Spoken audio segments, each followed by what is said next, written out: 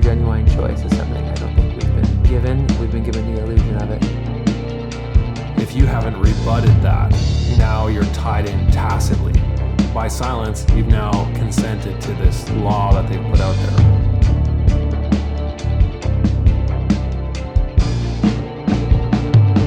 Project override. The beginning. All right, session All right. 4, Yeah, man. contracts. Yeah, this is going to be a good one. I don't think we're going to even touch on everything we need to touch on, but Yeah. yeah, I think this is important. Yeah, and we're not lawyers. We never went to law school, so deal with it. Yeah, exactly. Self-study actually gets you really far, but if you relied on lawyers for knowledge, you'd end up paying a lot out of your pocket, and you probably wouldn't get too far. So No. So, yeah. what do you think a contract is? Contracts, well, we're dealing with legalities and we're dealing with lawfulness. Yeah. So there's an esoteric side and there's like a technical side and there's the fundamentals. So when we talk about contracts, we could look at strictly contract law. Without getting into those details, let's just kind of look at contracts overview and start with kind of natural law, which is do no harm. Yeah, the respect of life. Yeah. Yeah. So with natural law, do no harm, the respect of life, you wouldn't even need a contract, right? No, there's no need for paper. There's no need for paper. No, Like, because there's an underlying. That's when I think when people talk about spirit or source or whatever you want to call the connecting energy that exists in this realm, when you have a feel for that within you, you just behave accordingly. And so it's, yeah, if that's there is no need for paper, but I don't think that's necessarily where we live right now. right. So I'm in the personal opinion where I've grown up around certain people and they'd say, hey, like, I don't need no contract. I don't need no ID. I don't need to join no blockchain system. Yeah. And I'm not going to argue with that person. I totally agree with them. When it comes to crossing borders, when it comes to navigating what the World Economic Forum is pushing at us, we're looking at contracts to secure and safeguard our freedom. So that's why it's important in my eyes. Yeah.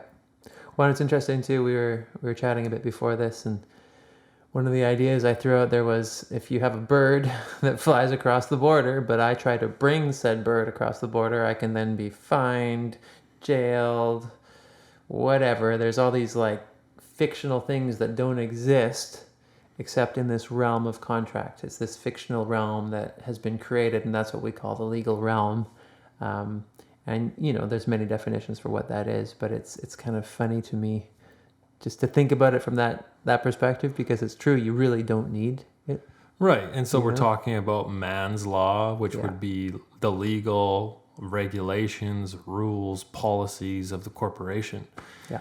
And so if we haven't sorted that stuff out, and I like saying renegotiated your contract with government, then we're kind of preset to this really lower standard of a human, where we're having to abide by these things that in my eyes don't make sense. Yeah, no, they don't make sense to me. Which kind of gets back to the natural law, which I always interpreted, I know we're going to talk quite a bit about this because I think it's important, but I've always interpreted it as the laws that exist for us to discover, not the laws that we create. Does that Right. make sense? Right, yeah. So Yeah. there are universal inherent laws, as you said, we discover as we navigate through life. And, you know, speaking with several different First Nations people, their first law of the land or their tribal law, when I've been in discussions with them, it's like, wow, like they've hit the nail on the head with the hammer, when it's Yeah. just like, you just abide by these things and there is no harm coming to you. So that's kind of my exposure to First Nations and that law of the land, these basic principles, do no harm, respect other people's property, you're going to be okay. And then when it comes to kind of universal laws, I think of natural law and the principle of mentalism, correspondence, vibration, polarity, rhythm, cause and effect, and the law of gender or principle of gender. And then kind of that all wraps up for me into a general principle of care. And so without care, we don't have a generative system.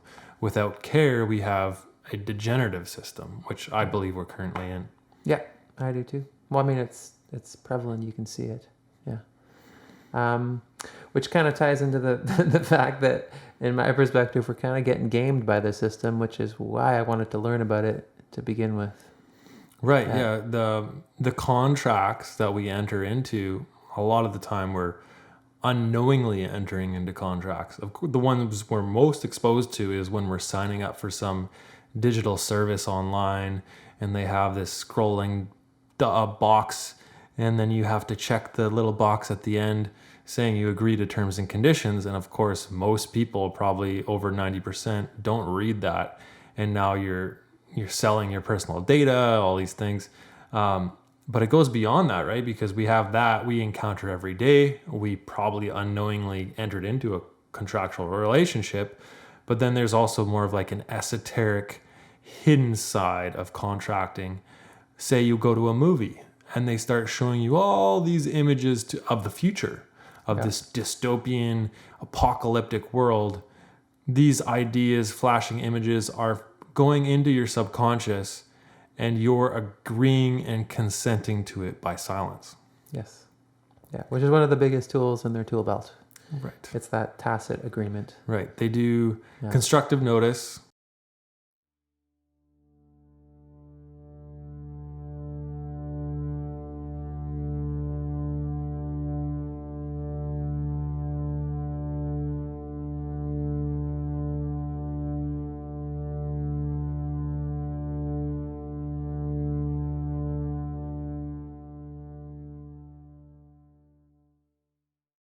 And whether they publish the stuff in a gazette here in Canada, or they're publishing it in a newspaper, they are constructing notice whereby when a certain timeline, contractual timeline, elapses, if you haven't rebutted that, now you're tied in tacitly.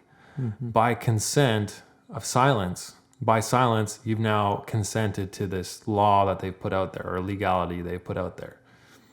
Yeah. Even though it's inherently corrupt, just to assume that we've agreed to that or we operate in that way, it is what is happening. So that is how they view us and the system. So these contracts are extremely important to our self-sovereign identity and our ability to move forward.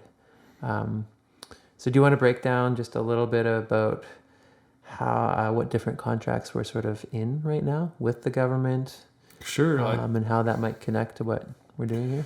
Pull out your wallet. You probably don't have your birth certificate in there, but I'd say that's your main contract you've entered into, that your mother or father signed off on your registration of live birth.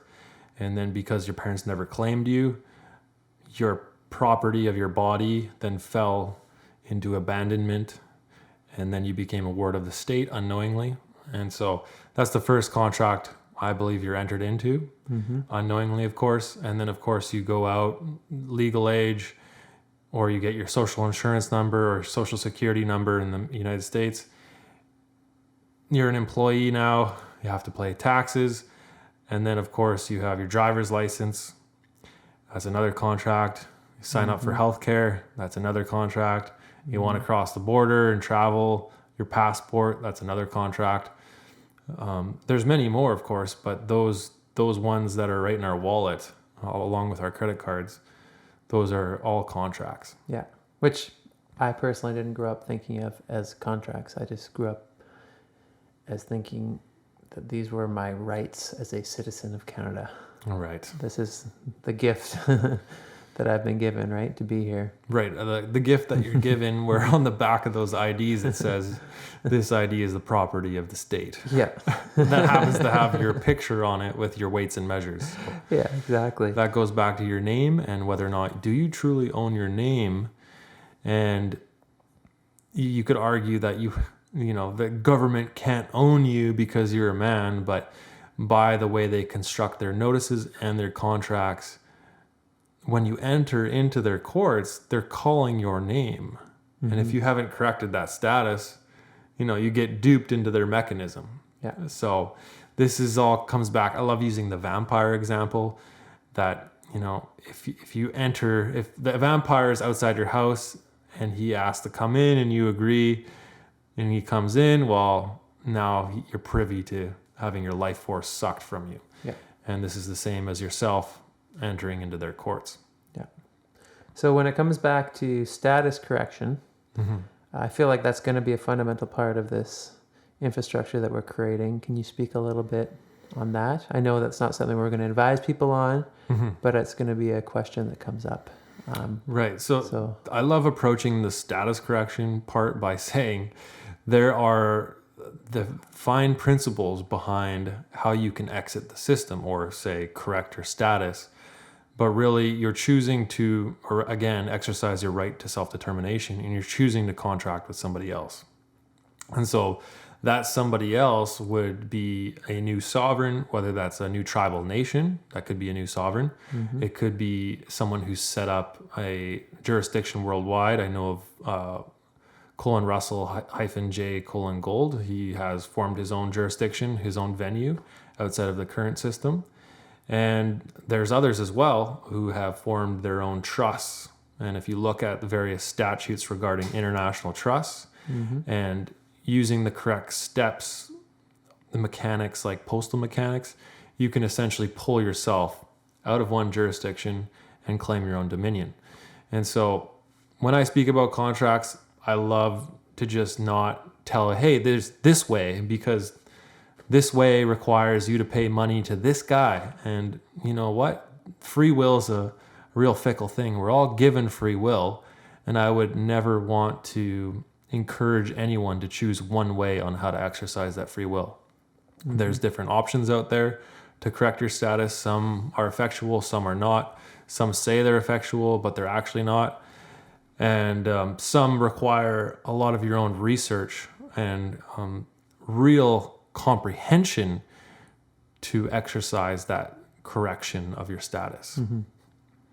Yeah, well put, man. Which ties back to that whole legal system that we're living under. So basically, when you're in a contract, that is like a regulation, like a regulatory body that has been created by man, and we're talking about moving to one that isn't created by man. Is that correct? Is that sort of your... Well, it'd still be created by man, but we're essentially constructing the infrastructure to hold these contracts, which could be by a different sovereign, right? We're not talking about forming paperwork for anybody. We're talking about technology to aid in helping these contracts exist and notify the current governing bodies that you're under a new contract. Yeah.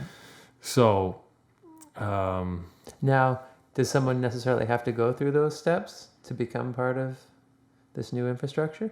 No, because what we're doing is we're creating technology that is jurisdiction agnostic. Exactly. So if you just want to plug in your regular passport and continue contracting with the corrupt state, go right ahead. This technology will allow you to put your passport, your ID.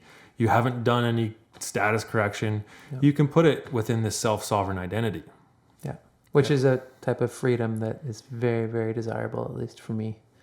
I just, having the option or the opportunity to have true, genuine choice is something I don't think we've been given. We've been given the illusion of it. You know, it's like we get the right or the left, but both of them are funded by the same source, and that's not a choice. You know, it's the illusion of choice. It's the illusion of choice. Yeah. Yeah. So, well, I think that kind of sums it up. I know we're trying to keep each session short. There's so much more we could say. I don't know that we've even, like I said, touched on half of it, but what we want to do is give you an overview of some of the concepts that we're going to be covering further in other sessions, and just some of the ideas we want you to start thinking about differently, because whether you want to be or not, you live in a system that utilizes these contracts and utilizes them against you. So we want to give you a possibility to learn more about that, give you a direction that you can take, give you another path. Like you said, we're in opposition to that WEF sort of, world agenda. And coming up, we're going to talk a little bit about how your local quorum would work. So what is local governance? Is there a better name for it? So that'll be session 5. All right, see you in the next session. Yeah, man. overripe.